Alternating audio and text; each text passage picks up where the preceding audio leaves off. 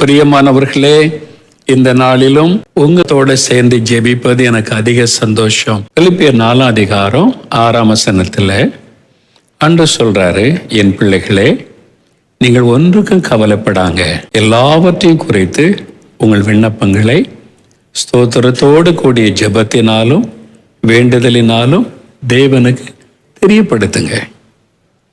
நீங்க ஏன் கவலைப்பட்டுக்கிட்டு இருக்கீங்க? இதுக்கு என்ன பண்ண, அதுக்கு என்ன பண்ண, இதுக்கு பே பண்ணணும், அதுக்கு பே பண்ணணும், இதுக்கு பில்லு பே பண்ணணும், எப்படி செய்யறது? எதை கவலைப்பட்டுக்கிட்டு இருக்கிறீங்க? அவருக்கு தெரியப்படுத்துங்க என்று சொல்றார். அப்பொழுது எல்லா புத்திக்கும் மேலான தேவ சமாதானம் உடைய இருதயங்களை ஆண்டு கொள்ளுமா. அப்ப ஆண்டவர் என்ன சொல்றாரு? என் மகனே, என் மகளே, ஒன்றுக்கும் கவலைப்படாத. இதுவரைக்கும் நான் உன்னை நடத்தி இருக்கிறேன். உனக்கு என்னது தேவைன்னு எனக்கு தெரியும். நான் உன் தேவையெல்லாம் சந்திக்க அறிந்திருக்கிற தகப்பன். அதனால நீ ஒன்றுக்கும் கவலைப்படாத. உன் வேலை ஒன்னே ஒண்ணுதான், தெரியப்படுத்து.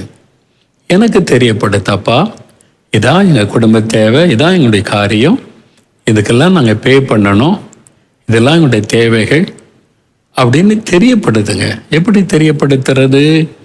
ஜெபத்தில். ரொம்ப சிம்பிள். முடிந்த ஒரு காரியத்தை தான் ஆண்டவர் சொல்றாரு. ஆண்டவர் சொல்றாரு, என் மகளே, நீயா உட்காந்து எதுக்கு கவலைப்பட்டுக்கிட்டு இருக்கிற? என் மகனே, இதுக்கு என்ன பண்ண, அதுக்கு என்ன பண்ண, அப்படியே மண்டி போட்டு ஏன் உடைச்சிக்கிட்டு இருக்கிற? நீ ஆண்டவருக்கு தெரியப்படுத்தினா போதும், அவ்வளவுதான். ஜெபத்தில் தேவனுக்கு தெரியப்படுத்தின போதும் அவர் பார்த்துக்குவார். உங்கள் வீட்டில் ஒரு சின்ன பிள்ளை இருக்குன்னு வைங்க, ஸ்கூலில் படிக்குது, ஃபர்ஸ்ட் ஸ்டாண்டர்ட் படிக்கணும் வைங்க. நாளைக்கு ஃபீஸ் கொண்டு வரணும், 1000 ரூபா ஃபீஸ் கொண்டு வரணும், நோட்டில் எழுதி கொடுத்து உங்கள் குழந்தைகிட்ட கொடுத்து அனுப்புகிறாங்க. Tomorrow you bring 1000 rupees as a fees அப்படின்னு சொல்லி எழுதி கொடுக்குறாங்க. அது ஸ்கூல்லேருந்து வரும்போது எப்படி வரும்? அப்படியே கவலையா, சோகமா, 1000 ரூபாய்க்கு எங்கே போவேன், 1000 ரூபாய்க்கு எங்கே போவேன், 1000 ரூபாய்க்கு எங்கே போவேன், அப்படி வருமா? ரொம்ப ஜாலியாக வரும், சந்தோஷமாக வரும். வந்த உடனே, டேடி நாளைக்கு 1000 ரூபா கொண்டு போகணும், பார்த்தீங்களா எழுதி அனுப்பியிருக்கிறாங்க அப்படிங்கும். அது கவலைப்படுமா? 1000 ரூபான்றது அவ்வளோ குட்டி பிள்ளைக்கு பெரிய விஷயம். ஆனால் கவலைப்படுமா? கவலைப்படாது. ஏன்? எனக்கு எங்கள் அப்பா இருக்காங்க, எங்கள் அப்பா இருக்கிறாங்கல்ல, அவங்க பார்த்துக்குவாங்க. அதான் விசுவாசம். அந்த சின்ன குழந்தைக்கு இருக்கிற விசுவாசம். உங்களுக்கு உங்களுடைய தேவை பெருசா இருக்கலாம், ஆனா உங்களுடைய தகப்பன் இருக்கிறாரே, வானத்தின் பூமி உண்டாக்கின சர்வ வல்லமை உள்ளவர், ஐஸ்வர்யம் உள்ள தேவன். அவரால் அவங்களுடைய எல்லா தேவையும் சந்திக்க முடியும். அத்தனை தேவைகளை குறைவில்லாமல் சந்திக்க முடியும். பயப்படாதங்க. நீங்க முதல்ல கவலைப்படாதங்க. நீங்க கவலைப்பட்டா என்ன செய்றீங்க தெரியுமா? ஆண்டவர் மேல அவிசுவாசம் கொள்றீங்கன்னு அர்த்தம். உங்களை அறியாமலேயே அவிசுவாசத்தை வெளிப்படுத்துகிறீர்கள் அப்படின்னு அர்த்தம்.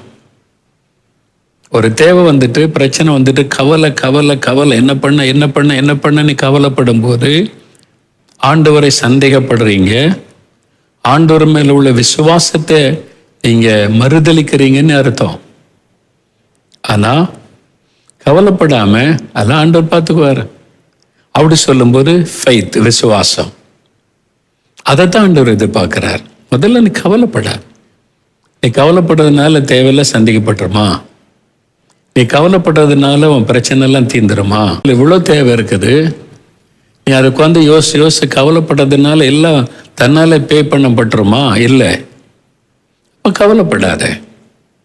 எனக்கு தெரியப்படுத்து, நான் இருக்கெல்லாம் உனக்கு தகப்பன், உனக்காக ஜீவனையே கொடுத்திருக்கிறேனே, அவனுக்கு உதவி செய்ய மாட்டேனா?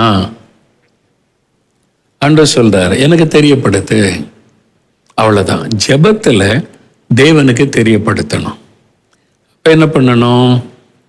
நீங்கள் ஒரு பேப்பர் எடுத்து என்னென்ன நீங்கள் பே பண்ணணும், இஎம்ஐ பே பண்ணணும், மளிகை கடைக்கு இவ்வளோ காசு பே பண்ணணும், மில்க்குக்கு இவ்வளோ காசு பே பண்ணணும், கரண்ட்டுக்கு இவ்வளோ பே பண்ணணும், வாடகை இவ்வளோ பே பண்ணணும், பிள்ளைகளுக்கு படிப்புக்கு இவ்வளோ பே பண்ணணும், என்னென்ன தேவை உண்டோ அவ்வளோத்தையும் ஒரு லிஸ்ட் எடுங்க. எல்லாம் எழுதுங்க.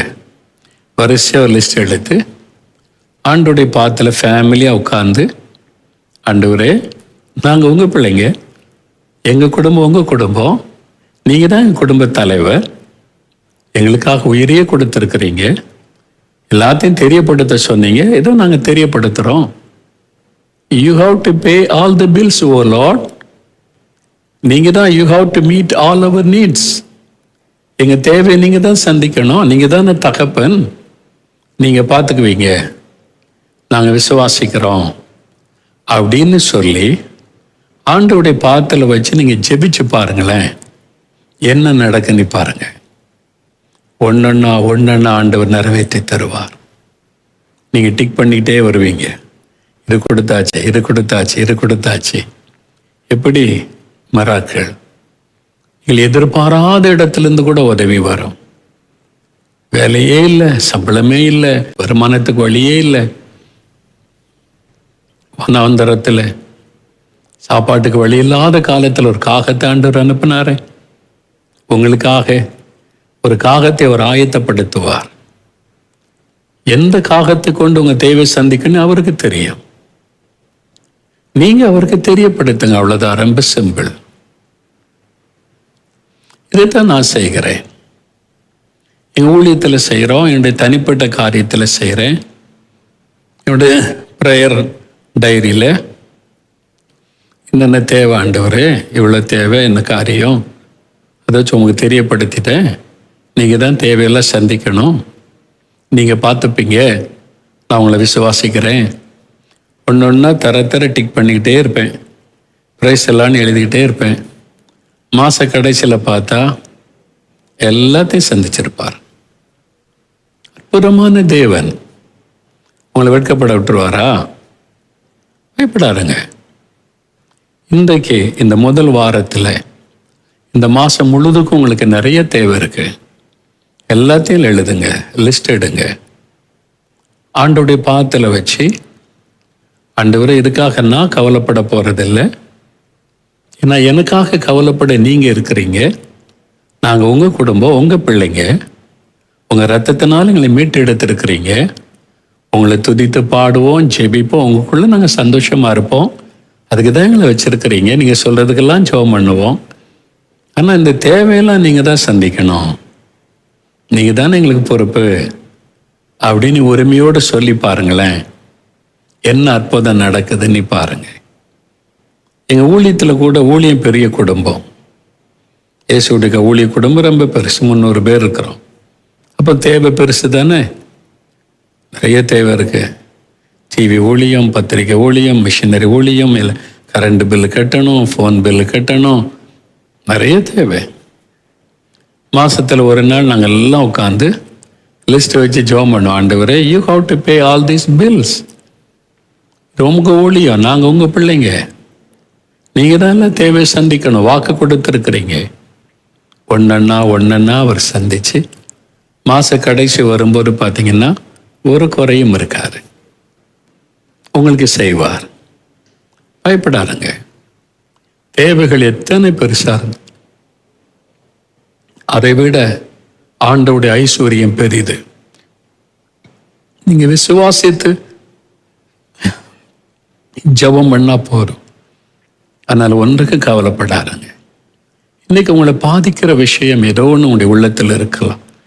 எதிர்பாராத ஒரு செலவு, எதிர்பாராத ஒரு நஷ்டம், எதிர்பாராத ஒரு கஷ்டம், அதனால நீங்க ரொம்ப பாதிக்கப்பட்டு தவிச்சுக்கிட்டு இருக்கலாம். உங்களுக்குள்ளேயே வச்சு கவலைப்படாதங்க. அதே ஆண்டவர்கிட்ட கொண்டு வாங்க. எனக்கு பயமா இருக்குது, இதனுடைய திராணிக்கு மிஞ்சினதா இருக்குது, இதுக்கு என்ன பண்ணன்னு எனக்கு தெரியல, இது எப்படி சமாளிக்க போறேன்னு தெரியல. ஆண்டவரே, என் தகப்பனே, எனக்கு ஒரு விஷயங்க தெரியப்படுத்துங்க. அவர் ஈஸியாக ஹேண்டில் பண்ணுவார். நீங்கள் பயப்படுற மாதிரி ஒன்றும் நடக்காது, ஈஸியாக சால்வ் பண்ணி தந்துடுவார். பிறகு அதுக்கு பயப்படணும். அதனால தான் ஆண்டவர் சொல்லார், என் பிள்ளைகளே ஒன்றுக்கும் கவலைப்படாதுங்க. இத்தனை மாதம் உங்களை தூக்கி சுமந்து பாதுகாத்து வந்தேன்ல, நான் இருக்கிறேன்ல, உங்களுக்கு கூடவே இருப்பேன், உங்களை நடத்துவேன், உங்களை போஷிப்பேன், உங்களை உடுத்து வைப்பேன், உங்கள் தேவையெல்லாம் சந்திப்பேன், உங்களை பாதுகாத்து கொள்ளுவேன். அவர் சொல்கிறார், கவலைப்படாதங்க. இன்னைக்கு அவர் மேலே கவலையை வச்சிடணும். ஒரு நாள் நீங்கள் கவலைப்படக்கூடாது. இன்றைக்கோடு அவருடைய பாத்திரம் வச்சிடணும், வச்சு ஜெபம் பண்ணிடணும். ஜெபம் பண்ணி முடிச்சிட்டோன்னா அவ்வளோதான், அவர் பார்த்துக்குவார். ஜெபிக்கலாமா? இயேசுகிட்ட குடும்பமாக உட்காந்தப்பா, நாங்கள் உங்கள் குடும்பம், உங்கள் பிள்ளைங்க உங்கள் பாத்தில் வந்திருக்கிறோம், நீங்கள் சொன்ன மாதிரி எல்லாத்தையும் உங்கள் பாத்தில் வச்சிடுறோம், நீங்கள் பார்த்துக்குங்க அப்படின்னு ஜெபம் பண்ணி முடிச்சிடலாமா? அற்புதம் நடக்கும் பாருங்க. நாம் ஜெபிக்கலாம். முழங்கால் படியிடுங்க.